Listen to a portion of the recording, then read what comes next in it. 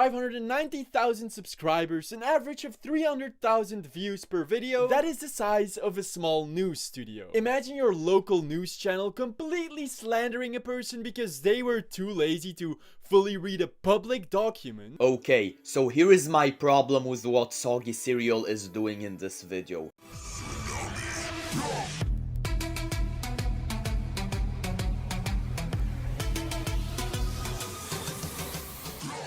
Hello everyone, it's Mr. Troll delivering an update. A few days ago I made the video where I responded to Raymundo2112 or whatever his channel name was, creating that video titled YouTube has a slop problem.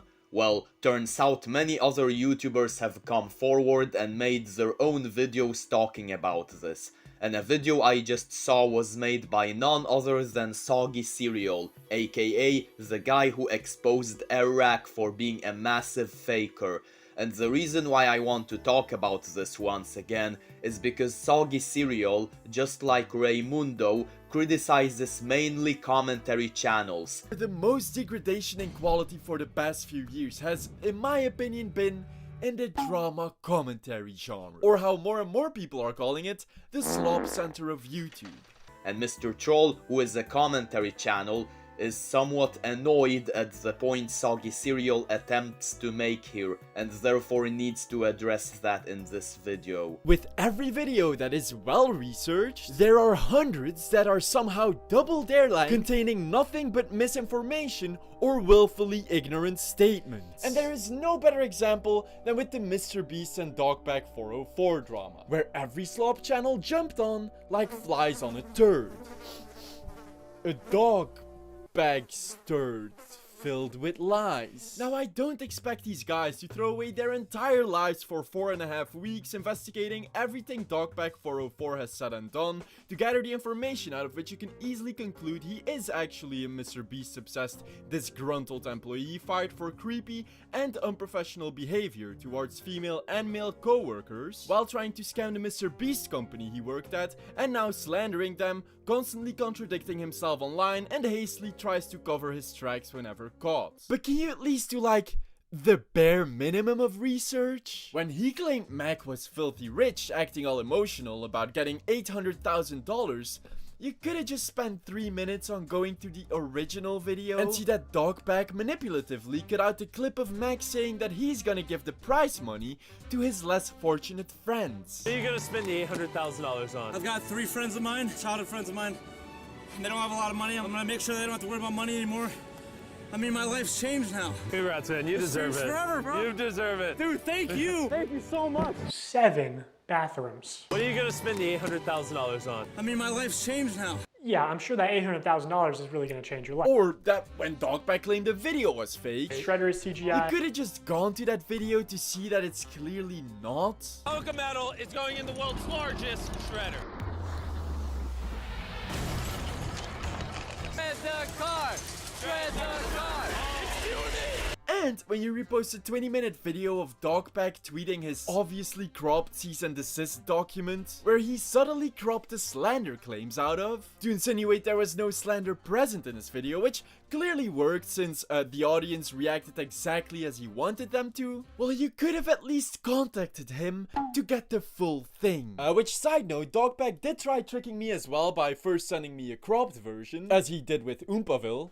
Oh yeah, I didn't tell you I got a cease and desist. From Beast. Yeah. Interesting. You can put that up. I can send that to you. Yeah, dude. Satan, Lord of Darkness. But I pushed him to send me the full document instead. Oh, and you could have maybe investigated the illegal lottery claims? Okay, no, that...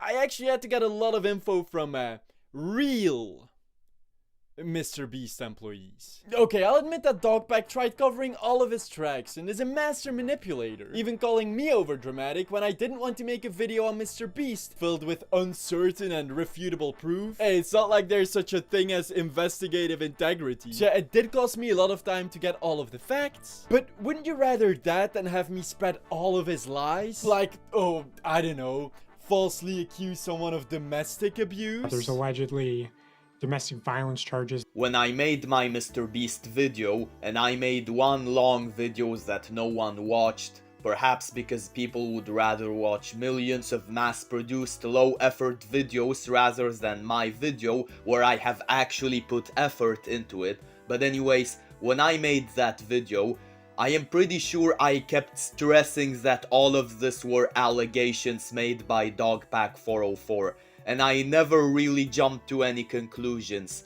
I said things like, if this is true, then MrBeast is a waste of human space. But I never said MrBeast is 100% a waste of human space. I made sure to avoid making statements that can hurt someone's reputation, and the things I said were all hypothetical, and I mainly said the things we knew.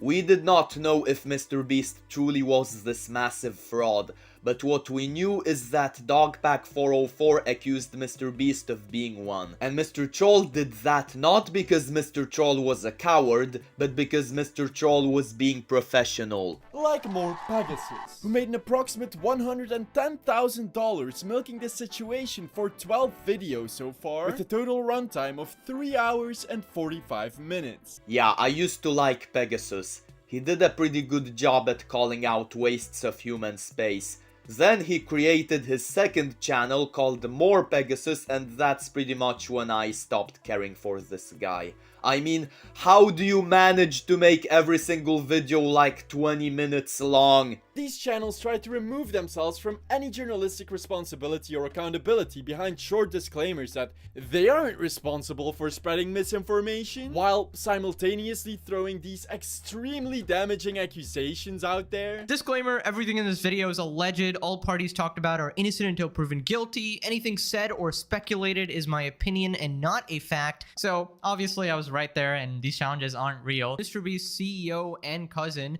accused of DV, alleged ex-drug addict, allegedly offered drugs or escorts to employees to keep them working late, alleged incident between him and a female colleague which led to her leaving the company, allegedly beat dogs, hit girlfriends, alleged ties to a Ponzi scheme from a previous job, lots of concerning stuff. So Mac was made out to be this random person. My friend Mac. If Mr. Troll ever made such serious statements, then massive apologies. I will repeat this because I don't think this can be stressed enough. There is a reason why 99% of all time I say this person has been accused, and I say this is what I think, assuming this is true. Like to this day, I keep saying Ava Chris Tyson was accused of grooming, even if some people would perhaps claim there are mountains of evidence that would support her being a waste of human space, and this is because you never know. One of these slop creators even got called out by Tom Dark for literally misreporting information that was all written down in a public document. WestJet, did you read the document? Did you just skim it? This is your job. This is what you get paid to do. Like, did you not read it? Why? Because he was too lazy. 90 pages? Bro, ain't nobody got time for that. And then made extremely defamatory statements. He calls cheating exercising autonomy over her body. No, she did not. No, she did.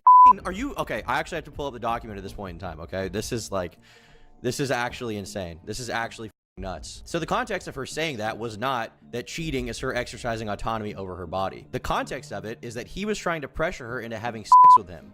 His excuse? I didn't want to talk about the guy because at the end of the day, this is a breakup.